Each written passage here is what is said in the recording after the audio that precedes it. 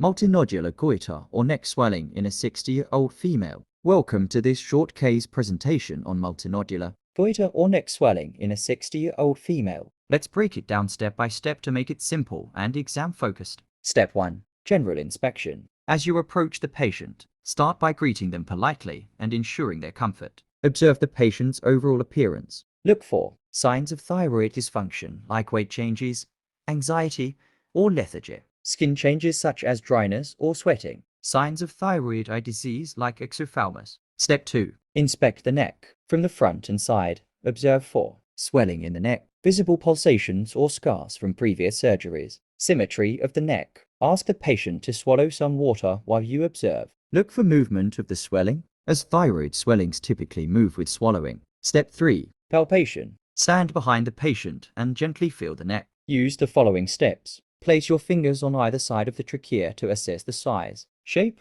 and consistency of the swelling. Determine if the swelling is nodular or diffuse. Check for tenderness or warmth. Don't forget to palpate for cervical lymphadenopathy, particularly in the anterior and posterior triangles. Step 4. Percussion and auscultation. Percuss over the sternum to rule out retrosternal extension of the goiter. Use your stethoscope to listen for a prute over the thyroid, which may indicate increased vascularity in conditions like Graves' disease. Step 5. Thyroid function tests. Though this is not part of the bedside exam, mention that thyroid function tests, including T3, T4, and TSH levels, are critical for diagnosis. Step 6. Associated signs. While examining, note signs of hypothyroidism such as bradycardia, cold intolerance, puffy face and hands, or hyperthyroidism such as tachycardia, heat intolerance, tremors. Step 7. Closing the examination. Always thank the patient and explain the next steps.